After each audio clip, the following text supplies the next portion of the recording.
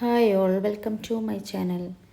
അപ്പോൾ ഇന്നത്തെ വ്ളോഗ് എന്ന് പറയുന്നത് നമ്മൾ മോർണിംഗ് മുതൽ ലഞ്ച് വരെയുള്ള റെസിപ്പീസൊക്കെ അടങ്ങിയിട്ടുള്ള വ്ളോഗാണ് കേട്ടോ. അപ്പോൾ വലിയ കാര്യമായിട്ടുള്ള റെസിപ്പീസൊന്നുമില്ല. നമ്മൾ മോർണിംഗിൽ ഒരു പുട്ടും അതേപോലെ ബ്രേക്ക്ഫാസ്റ്റിനനുസരിച്ച് ഇപ്പോൾ ഏത് ബ്രേക്ക്ഫാസ്റ്റിനാണെങ്കിലും നമുക്ക് കഴിക്കാൻ പറ്റിയ ചെറുപയർ കറി, അതിപ്പോൾ നമുക്ക് ഏത് ബ്രേക്ക്ഫാസ്റ്റിന് വേണമെങ്കിലും കഴിക്കാമല്ലോ. പത്തിരി, പുട്ട്, പൂരി, ചപ്പാത്തി, അതിൽക്കൊക്കെ നമുക്ക് ചെറുപയർ കറി കഴിക്കാം കേട്ടോ. അപ്പോൾ എൻ്റെ പുട്ട് അജ്മിയുടെ പുട്ടാണ്. ഞാനിവിടെ അജ്മിയുടെ പത്തിരിപ്പൊടിയും അജ്മിയുടെ പുട്ടുപൊടിയൊക്കെ ഞാൻ യൂസ് ചെയ്യാറ്. എനിക്ക് ഏറ്റവും ഇഷ്ടപ്പെട്ടത് അത് തന്നെയാണ് കേട്ടോ. എനിക്ക് മറ്റുള്ള ബ്രാൻഡിനേക്കാളൊക്കെ താല്പര്യം ഉള്ളത് ആ ബ്രാൻഡിനോട് തന്നെ. അത് കഴിച്ചിട്ട് തന്നെയാണ് എനിക്ക് ഇഷ്ടം തോന്നിയിട്ടുള്ളത്. അപ്പം ഞാൻ പുട്ടുണ്ടാക്കുന്നത് എങ്ങനെയാണ്, കുക്കറിൻ്റെ മേലെ കുറ്റി വെച്ചിട്ടാട്ടോ ഞാൻ പുട്ടുണ്ടാക്കുന്നത്. അപ്പോൾ നമ്മൾ ചെറുപയറുടെ റെസിപ്പി എന്ന് പറയാം. ആദ്യം ചെറുപയർ തലേ ദിവസം വെള്ളത്തിലിട്ട് കുതിർത്തുക. എന്നിട്ട് അതിൽ ഇഞ്ചി, വെളുത്തുള്ളി, തക്കാളി, സബോള. അപ്പോൾ ഈ കറി ഉണ്ടാക്കാൻ ഒരു സബോള, ഒരു തക്കാളി, 2 പച്ചമുളക്, ഒരു ചെറിയ പീസ് ഇഞ്ചി, ഒരു 3-4 അല്ലി വെളുത്തുള്ളി, പിന്നെ മഞ്ഞളാണ് ഇട്ടിട്ടുള്ളത്. പച്ചമുളക് 2 എണ്ണമൊക്കെ ഇട്ടിട്ടുള്ളൂ കേട്ടോ. നമുക്ക് ഈ കറി ഒട്ടും എരിവില്ലാത്ത കറിയാണ്. കുട്ടികൾക്കൊക്കെ ലഞ്ചിൻ്റെ കൂടെ കൊടുത്തയക്കാനും അതേപോലെ ബ്രേക്ക്ഫാസ്റ്റിനാണെങ്കിലും നല്ല അടിപൊളിയാണ്. അപ്പോൾ അതെല്ലാം വെന്ത് കഴിഞ്ഞ ശേഷം ഞാൻ കുക്കറിൽ നിന്ന് ചട്ടിയിലേക്ക് മാറ്റി. എന്നിട്ട് അതിൽ നല്ല പാലൊഴിച്ച് കൊടുത്തു. എന്നിട്ട് ഇതാ ചീനച്ചട്ടി വെച്ച് ഞാൻ കടുക് ഇട്ടിട്ടില്ല, ഉലുവയാണ് ഇട്ടുള്ളത്.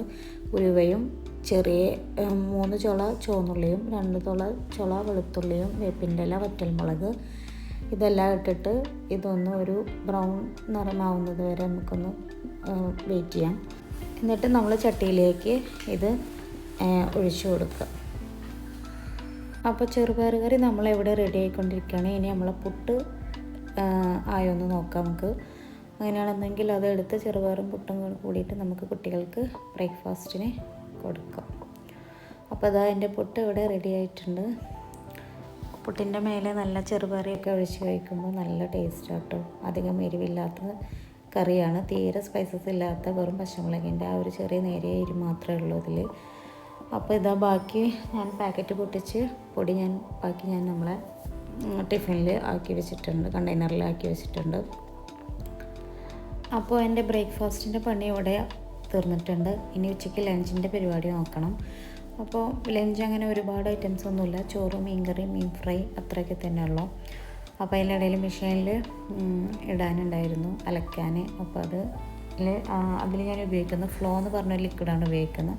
അത് ഇതേപോലെ അളവിൽ 2 മൂടി എടുത്ത് ഒഴിച്ചിട്ട്, കംഫർട്ട് ഇല്ല, അപ്പോൾ കംഫർട്ട് ഉണ്ടെങ്കിൽ കംഫർട്ട് യൂസ് ചെയ്യും. അങ്ങനെയായിട്ട് മെഷീൻ ഓണാക്കി അതിനിപ്പോൾ അവിടെ ഒരു 1-1.5 മണിക്കൂർ അതവിടെ കിടന്ന് തിരിഞ്ഞോളും. ഡെയിലി വാഷിനാണ് ഇടുക. അപ്പോൾ നമ്മൾ ഓരോ ഡെയിലി വാഷ് ചെയ്യാനുള്ളത് കൊണ്ട് ഡെയിലി ഉള്ള സാധനങ്ങളായാണ് ഡെയിലി വാഷിന് ഇടുന്നത്. അപ്പോൾ ചോറിന് അടുപ്പത്ത് വെള്ളം വെച്ചിട്ടുണ്ട്. മീൻകറി അയിലയാണ്. അയില തേങ്ങാപ്പാൽ ഒഴിച്ച് വെച്ചാണ്. കായം പരട്ടാനുള്ള വെച്ചിട്ടുണ്ട്. മീൻ ഫ്രൈ ആക്കി വെച്ചിട്ടുണ്ട്. അപ്പോൾ ഇതൊക്കെയാണ് ഇന്നത്തെ എൻ്റെ വ്ളോഗ്. അപ്പോൾ വീഡിയോ ഇഷ്ടപ്പെട്ടാൽ ലൈക്ക് ചെയ്യുക, ഷെയർ ചെയ്യുക, സബ്സ്ക്രൈബ് ചെയ്യുക. Thanks for watching. Bye bye.